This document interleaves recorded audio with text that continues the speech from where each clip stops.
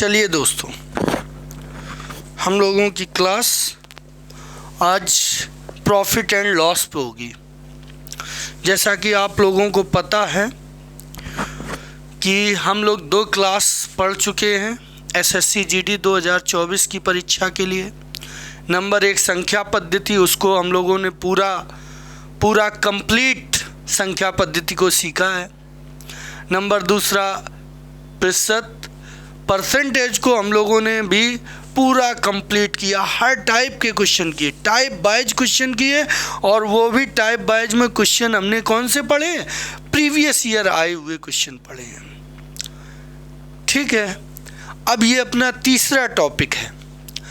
तो हमारा एक सजेशन है अपने प्यारे बच्चों को कि जिन्होंने संख्या पद्धति और प्रतिशत का अभी अध्ययन नहीं किया है या उन्हें कोई दिक्कत आ रही है, तो वो प्ले लिस्ट पे जाके हमारी संख्या पद्धति और परसेंटेज में जो लेक्चर पढ़े हुए हैं उनको एक बार ज़रूर देखें। उम्मीद करते हैं ऐसा पढ़ाया गया है कि आपको एक भी डाउट आपके दिमाग में नहीं छूटेगा। एक बार आपने समय दे दिया, पढ़ लिया, तो ये मान लीजिए कंप्लीटली आपको चीज़ें आ जाएंगी।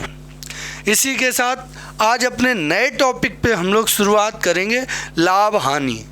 इसमें विशेषता ये रहेगी कि बिल्कुल बेसिक से शुरुआत करेंगे। पहली क्लास को बेसिक क्लास है, ये बिल्कुल बेसिक से शुरुआत करेंगे और चीज़ों को धीमे धीमे उस लेवल तक की सिखाई जाएंगी आपको जिस लेवल तक आपकी परीक्षा में पूछा जाता है।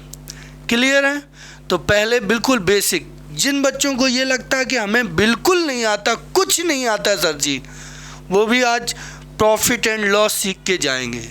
असल में होता ये नहीं कि उन्हें कुछ ना आए, कुछ तो आता है, लेकिन उन्हें नहीं पता होता कि हमें कुछ आता है। प्रॉफिट एंड लॉस एक ऐसा चैप्टर है जो बिल्कुल व्यवहारिक चैप्टर है। इस टॉपिक पे सबको जानकारी है।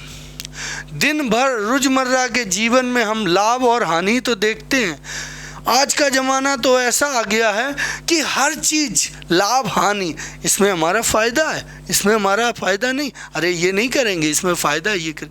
तो फ़ायदा यानी कि लाभ हानि सबको पता है, बस आपको थोड़ा गणितीय रूप उसका समझना है। तो देखिए एक छोटी सी बात कि जैसे आप ये मान लो रिमोट है, आप ये रिमोट मार्केट से खरीदने गए तो ये रिमोट आपको मिला 200 रुपये में, और ले आए आप 200 रुपये। हमने कहा यार भैया ये रिमोट बड़ा अच्छा है, ये रिमोट हमें दे दो आप। तो आपने कहा सर 250 रुपये में हम देंगे आपको। आपने थोड़ी देर के लिए मुझसे झूठ बोल दिया और कह दिया सर हम 250 का लाए हैं भाई, 250 रुपये हमें दो तो ये रिमोट हम आपको दे देंगे। तो हमने इसको 250 में डन कर लिया। तो बताओ 200 की चीज़ 250 में हमने डन की। ये 200 की चीज़ जो 200 रुपये हैं आपके लिए ये क्या है, खरीदा हुआ मूल्य है, तो आपके लिए ये कॉस्ट प्राइस है। आपने 200 में खरीदा है तो ये आपके लिए कॉस्ट प्राइस है, और ये जो मूल्य है ये आपके लिए ये सेलिंग प्राइस है, बेचा हुआ मूल्य। आप हमें 250 में बेच रहे हैं तो ये आपके लिए सेलिंग प्राइस है।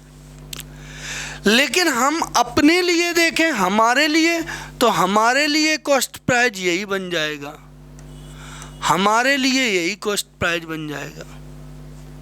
अब हम जैसे इस पेन को हम किसी और को दे दें, मान लो मेरे ताऊ का लड़का है, हम उसको दे दें, तो हम उसको कह दें हम तो 270 में लाए भैया, तो ये हमारे लिए कॉस्ट प्राइस हो गया और 270 हमारे लिए सेलिंग प्राइस, विक्रय मूल्य हो गया।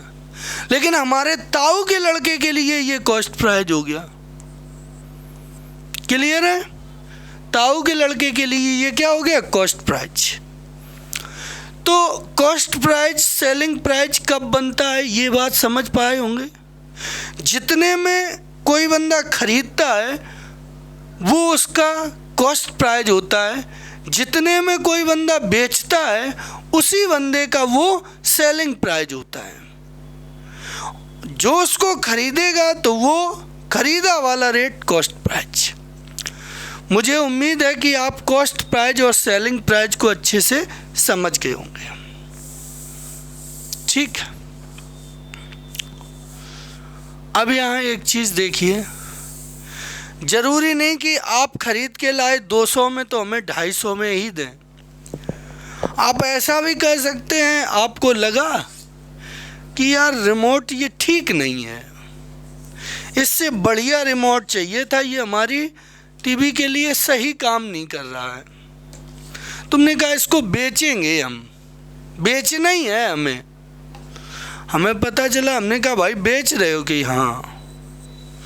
हमने कहा कितने में खरीदे थे? तुमने कहा खरीदे तो भैया हमने सर जी 200 रुपये में थे, लेकिन हम बेच देंगे तुम जितने में लोगे। हमने कहा हमें तो ये पसंद है, 180 रुपये का पसंद है। तो तुम्हारा तो कॉस्ट प्राइस 200 है, ठीक है, लेकिन तुम्हारा सेलिंग प्राइस जो हो गया वो अब 200 नहीं हुआ, अब तुम्हारा सेलिंग प्राइस 180 हो गया। तुम सेल कर रहे हो, बेच रहे हो कितने में? 180 में। अब देखिए यहाँ पे आप एक चीज़ समझिए कि खरीद से ज़्यादा में तुमने बेचा है, खरीद 200 की ज़्यादा में बेचा है। कितने ज़्यादा में पहले केस में बेचा? तो आप बोलोगे 50 रुपये सर ज़्यादा में बेचा। और यहाँ आपने क्या किया है? यहाँ आप बोलोगे सर हमने 20 रुपये कम में बेचा है, 20 रुपये कम में। तो बाबूजी यहाँ जब ज़्यादा में बेचते हो, 200 में खरीदे थे और तुम बेचे ज़्यादा में हो, तो ये आपका हो गया लाभ, ये आपका हो गया लाभ।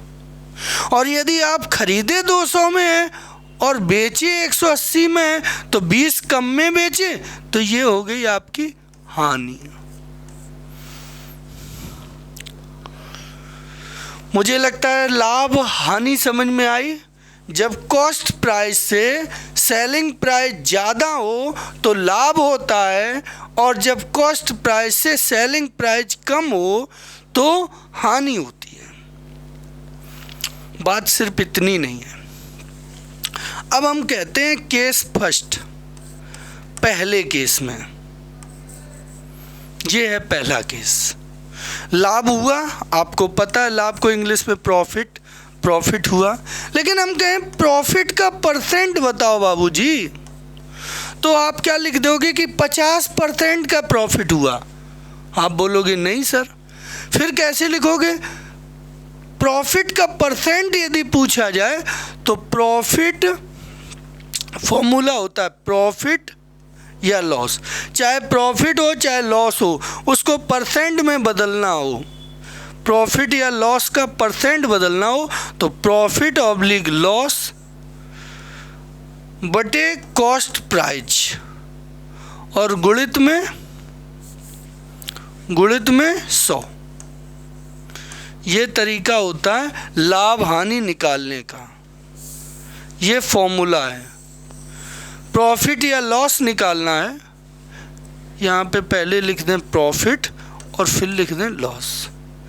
कभी प्रॉफिट निकालना हो तो प्रॉफिट बटे कॉस्ट प्राइस गुणे 100, लॉस का परसेंट निकालना हो तो लॉस बटे कॉस्ट प्राइस गुणे 100। ये परसेंट निकालने का होता है। अब केस फर्स्ट की बात आओ। पहले केस में प्रॉफिट का परसेंट हमें चाहिए, तो प्रॉफिट हुआ सर जी 50 का, और कितने पे? कॉस्ट प्राइस सीपी क्या है, ये नहीं लिखा जाएगा 250, सीपी 200 गुणे 100।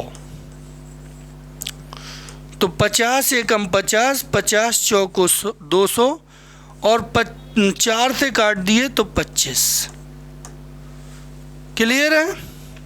तो 25%, चाहे वो ऐसे कर लो, 100 दूनी 200, 2 का भाग 2, तो ये 25%। अब दूसरे केस में यदि हम लॉस हुआ है, लॉस का परसेंट पूछें तो लॉस कितने का हुआ है, आप बोलोगे 20 का, लॉस की जगह 20 बटे कॉस्ट प्राइस, तो आप बोलोगे सर 200। परसेंटेज में चाहिए तो गुणे 100, 100 दूनी 200, 2 का भाग 20 में 2, 2 दशहरम 20, तो कितना आ गया, 10% आ गया। तो ऐसे आप समझें कि प्रॉफिट परसेंट कैसे निकालते हैं और लॉस परसेंट कैसे निकालते हैं। अब हम एक बात और करेंगे, ये तो क्रय मूल्य और विक्रय मूल्य के आधार पर है, ये क्रय मूल्य और विक्रय मूल्य के आधार पर, ये मूल्य के आधार पे अब वस्तुओं के आधार पर और देखना होता है कि क्या देखना होता है, वस्तुओं के आधार पर। मान लो एक उदाहरण से और समझो कि मान लो कि हम 1000 रुपये में या x रुपये में हम 50 पेन खरीद के लाए। कितने पेन खरीदे, 50, और x रुपये में ही तुम्हें हमने 60 पेन बेच दिए। कितने, 60 पेन बेच दिए। अब खरीदे 50 पेन है और बेचे हमने उतने ही रुपए में कितने पेन है, 60। बताओ मैं फ़ायदा होगा कि नुकसान होगा?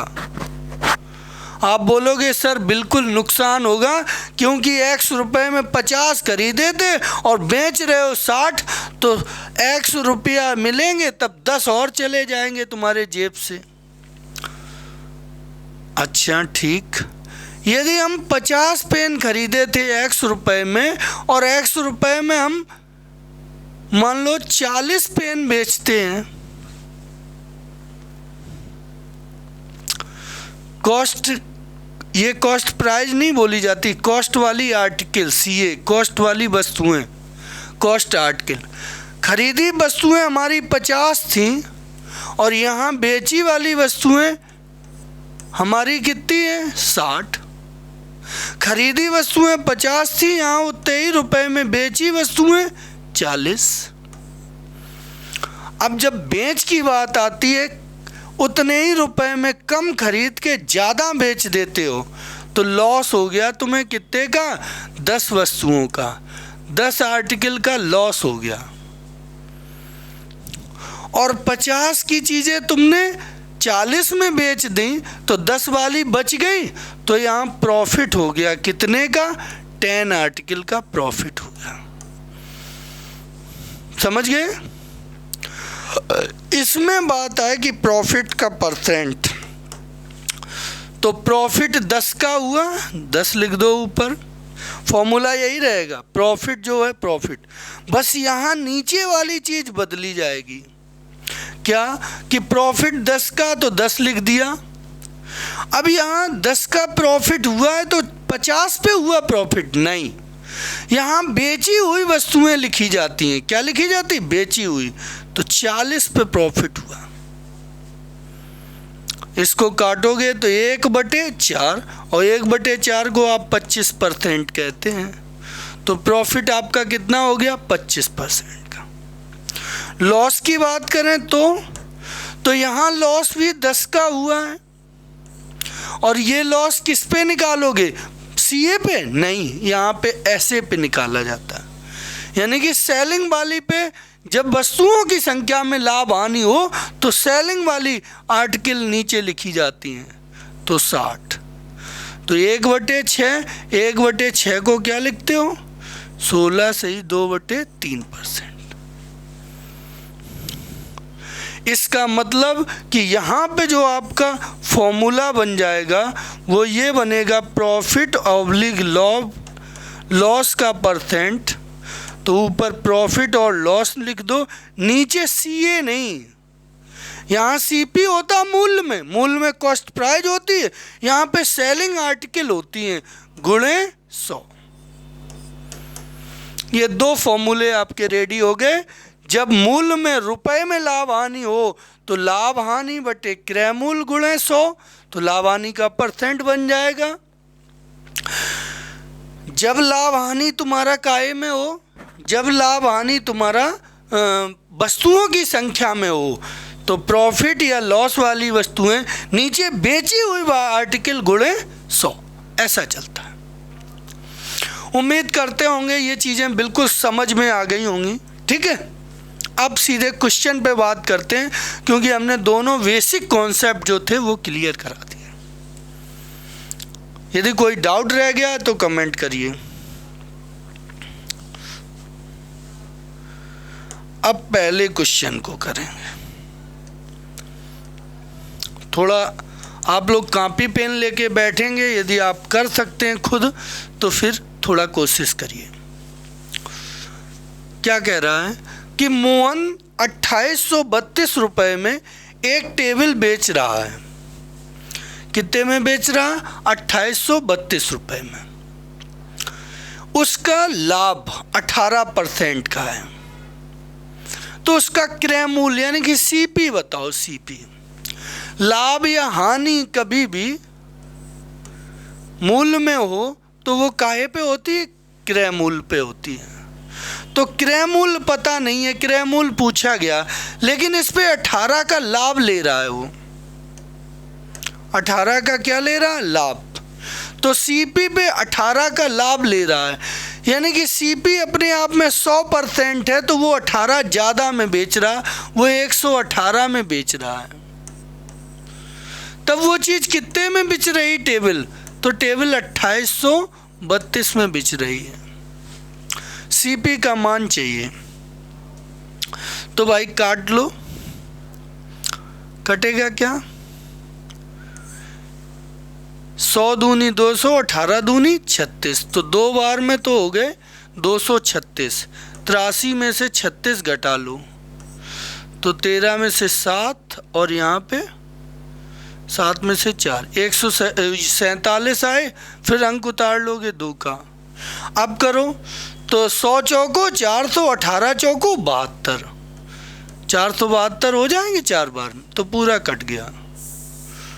तो ये 100 का गुणा इधर कर दो, तो सीपी बराबर आपका हो गया 100 का गुणा 24 में, तो आप कहोगे 2400। तो खरीदा मूल्य कितना हो जाएगा? तो आपका खरीदा मूल्य 2400 हो जाएगा, कॉस्ट प्राइस 2400 हो जाएगी। चीज़ें समझ में आ रही होंगी बेटा? पूरी तरह समझ में आएंगी, बस आप देखते रहिए। दिव्या ने 3,50,000 रुपये में एक कार खरीदी और उसे 4,35,000 रुपये में बेच दिया। उसका लाभ का प्रतिशत क्या है? दशमलव स्थान तक सही, दशमलव के एक स्थान तक करना है, यानी कि ये हम समझ गए कि बटे में उत्तर आने वाला है। तो सीपी कितनी है? खरीद कितनी है उसकी? तो आप बोलोगे 3,50,000। और बेचा कितने में है? तो बेचा है उसने 4,35,000 में। भाई कितना अंतर है? इसको 50,000 दे दोगे तो 4 लाख हो जाएंगे, 35 और, तो आप बोलोगे 85,000 का अंतर है। यानी कि लाभ हमें कितने का हुआ? 85,000 का।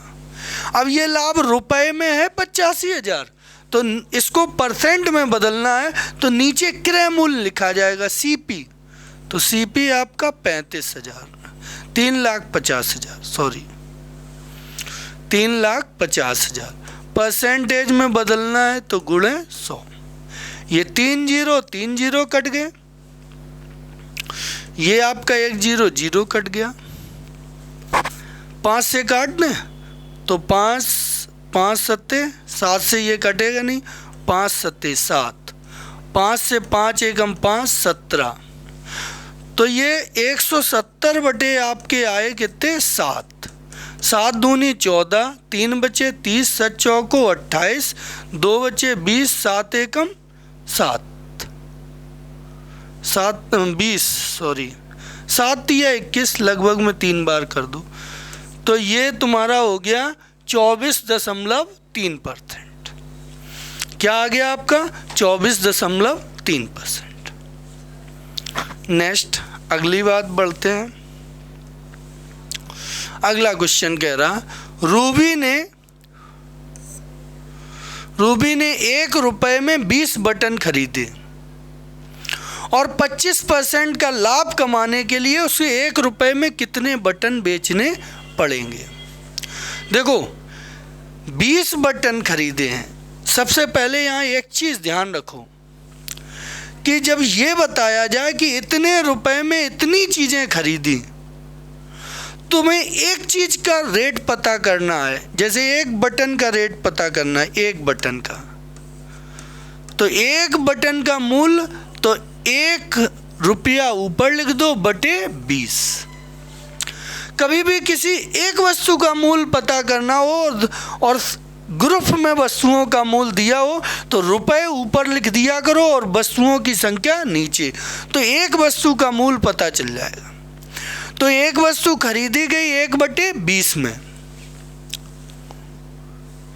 तो इस चीज को ऐसे समझ लो, एक वस्तु बराबर हमेशा क्या लिखना, ऊपर मूल्य और नीचे वस्तुओं की संख्या। ये बात अभी क्लियर हो जाएगी तो तुम्हें बहुत फायदा आगे करने वाली है। कभी एक वस्तु का रेट चाहिए तो ऊपर मूल्य लिख दिया करो, नीचे वस्तुओं की संख्या। तो ठीक है, 1 बटन का मूल्य 1/20 है। अब इस पे 25% का फायदा लेना भाई।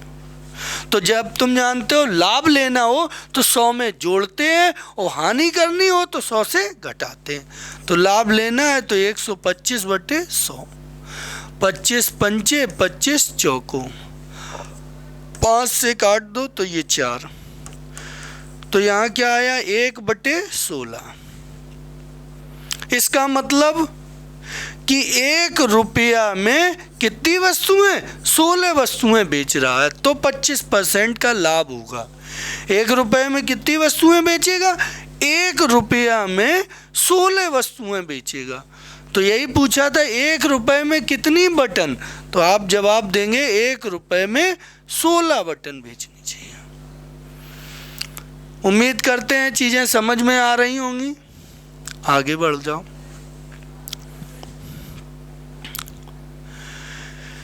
एक दुकानदार 55 टॉफ़ी बेचकर 11 टॉफ़ी के बराबर लाभ कमाता है। ये क्या है, 55 टॉफ़ी बेची हैं, यानी कि ऐसे हो गया सेलिंग आर्टिकल। ये आपका सेलिंग आर्टिकल हो गया और ये क्या हो गया, प्रॉफिट। अब अर्जित लाभ करता तो अर्जित लाभ का प्रतिशत हमने बताया था, प्रॉफिट परसेंट बराबर क्या करते हैं, जब वस्तुओं पर लाभ हो, यहाँ क्रय मूल्य पे ना हो, बेची वस्तुएं दी जाएं, तो क्या करते हैं कि प्रॉफिट ऊपर लिख दो तो 11 बटे सेलिंग आर्टिकल कितनी है, ऐसे कितनी है 55, काट दो तो 1/5। इसको परसेंटेज में बदलोगे तो 1/5 का मतलब 20%। तो आपको लाभ कितना होगा, आप बोलोगे सर 20% लाभ होगा। चीज़ें बिल्कुल समझ में आ रही होंगी, बहुत अच्छे से समझ पा रहे होंगे।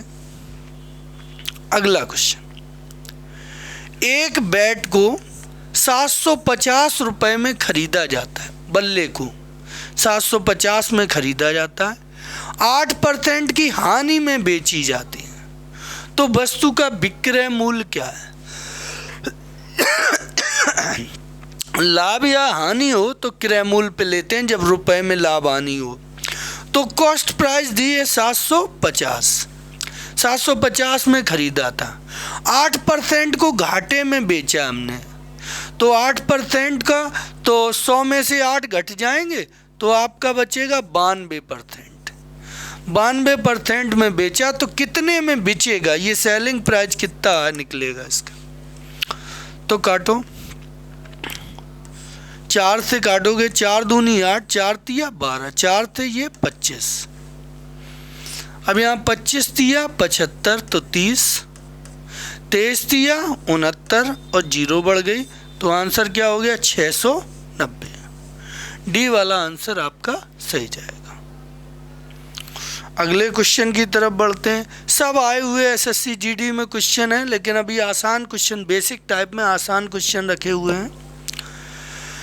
ये कह रहा है एक अलमीरा 14,360 रुपये में खरीदी जाती है, उसके परिवहन पे 240 रुपये खर्च होते हैं। तो हमें भैया 14,360 में हमने खरीदी कोई अलमीरा, और उसको हमने 204 रुपये हम भाड़ा में दे दिए, तो भाड़ा भी तो खरीदे ही में जुड़ जाएगा। तो हमें ये पड़ी कितने में? तो आप बोलोगे 14,600 में सर आपको पड़ी है। कितने में पड़ी? 14,600 में। 15% का लाभ कमाने के लिए किस मूल्य पर बेचा जाए? अब इस पे हमें 15% लाभ कमाना है। 15% को वैसे बदल दो, 15% 15/100, काट दो 5 से 3/20, यानी कि 20 पे 3 लाभ कमाना है, तो 23/20 में बेचना है। 20 के ऊपर कितना लाभ कमाना? 3, तो 23 बटे हमें कितने में बेचना? 20 में। तो 20 की ये आपकी 0 कट गई, 2 से ये काट दोगे तो 7, 3, 0, 23 दिया 69, तो 6 हासिल, 23 सत्ते, तो 20 सत्ते 140, 7 दिया 21, 140 और 21, तो 161 और 6 167, तो वो हमारी बिचेगी कितने में? तो आप बोलोगे सर 16,790 में बिचेगी, यानी कि आपका ऑप्शन डी वाला सही जाएगा, 16,790 में बिचेगी। नेक्स्ट क्वेश्चन क्या कह रहा है कि मनोज 12 रुपये में 15 पेंसिल खरीदता है। मनोज क्या करता है? 12 रुपये में 15 पेंसिल खरीदता है और उन्हें 1.5 रुपये पेंसिल के दर से बेचता है, तो लाभ का प्रतिशत क्या है? तो एक पेंसिल का कीमत निकालो, तो आप बोलोगे सर 12/15, 3 चौको 12, 3 5 15, 4 में भाग दोगे तो आप बोलोगे सर 0.8। एक पेंसिल 0.8 की पड़ी, 0.8 में एक पेंसिल खरीद रहा है, ये उसकी सीपी हो गई, खरीद होगी 0.8, और बेच कितने में रहा? 1.5 में बेच रहा है, ये एसपी है। तो कितना लाभ ले रहा है एक पेंसिल पे भाई? तो इस पे आप बोलोगे 0.7 का लाभ ले रहा है। तो 0.7 का प्रॉफिट है किस पे? सीपी पे, 0.8 पे। ये कट गए, तो 7/8 को क्या कहते हैं? 87 सही 87.50, 7/8 गुणा कर लो 100 का, तब निकाल लोगे तुम। क्लियर है? आगे बढ़ते हैं, अगले क्वेश्चन पे आओ। यदि 200 से 350 तक की कीमतों पे खरीदी गई पुस्तकों को 300 से 450 की कीमतों में बेचा जाता है, तो 8 पुस्तकों पर अधिकतम लाभ। रेंज है तुम्हारी 200 से 350 तक में खरीद सकते हो, ये खरीदने का रेंज है, और बेचने का रेंज क्या है? 300 से, और तुम बेच सकते हो 450 तक में। भैया अधिकतम लाभ चाहिए। अधिकतम लाभ कब होगा? जब हम कम से कम में खरीदें और ज़्यादा से ज़्यादा में बेचें। हमें फ़ायदा कब होता है ज़्यादा? ये तो खूब जानते होगे, जब हमें चीज़ एकदम सस्ते में मिल जाए और हम बहुत महंगे में बेचें।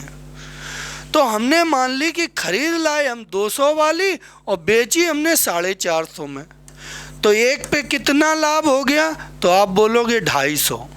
ऐसी कितनी पुस्तकें हैं? 8, तो 250 अट्ठे 2000, आपका फ़ायदा क्या होगा? 2000 का फ़ायदा होगा। चीज़ें क्लियर हो रही हैं? हाँ, आगे बढ़ते हैं। क्या कह रहा है? ए ने 6 लाख में 50, ए ने 6 लाख में 150 ग्राम सोना खरीदा और 6% की मेकिंग चार्ज, बनाने का चार्ज 6% लग गया, तो 6% लाभ कमाने के लिए 10 ग्राम सोना क्या रेट में बेचा जाए? तो देखो, बात ध्यान देना कि रुपए कितने, तो रुपए हैं आपके 6 लाख, और इसमें से कितने ग्राम उसने खरीदा है? 6 लाख में 150 ग्राम, तो 10 ग्राम की कीमत निकाल लो। तो कैसे 10 ग्राम कैसे निकालोगे? 15 से इधर भाग दे दो, 15 दसारम 150, 15 चौको 60, 15 चौको 60 के जीरो आएंगे, 15 चौको 60, 5 थे इधर 5, हाँ ठीक, और 15 दसारम, तो 10 ग्राम कितने का हो गया? तो 10 ग्राम हो गया 40,000 का। आपका 10 ग्राम 40,000 का हो गया। 6% मेकिंग चार्ज लग गया। ओफो,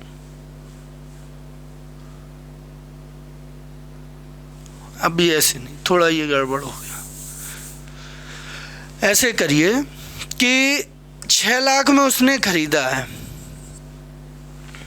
कितना? 150 ग्राम, 6% मेकिंग चार्ज लग गया बनाने का, तो 6% कितना? तो आप बोलोगे 6% सर इसका निकालना है, तो देखो 1% निकालोगे, अरे 1% निकालोगे 2 जीरो घट जाएंगी, कम हो जाएंगी, 2 जीरो दबानी पड़ेंगी। 6% में 6 छिक्का 36, 36,000 का होगा। 36,000 और देने पड़े इसे बनाने के, मेकिंग चार्ज, तो उसको देना पड़ा कितना? तो उसको देना पड़ा 6,36,000, 6,36,000 रुपया देना पड़ा। कितने का? 6,36,000, तो ये 150 ग्राम का है, 150 ग्राम का, तो 10 ग्राम कितने का पड़ेगा? 15 से काट दो, 15 दसारम 150, 15 से ये 15 चौको 60, 15 दूनी 30, 6 बचे, 15 चौको 60, तो 10 ग्राम हो गया तुम्हारा 42,400 का। 10 ग्राम हुआ 42,400 का। इसमें 6% का लाभ लिया है, तो इसका 106% में बिचा है। कट गए 100 चौको 400, 6 चौको 24, 424 की 4 हासिल लगी, 424 की 4 हासिल लगी 42, 106 दूनी 212, 212 और 42, 254, 254, 254 की 4 हासिल लगी 25, फिर ये कितने हो गए?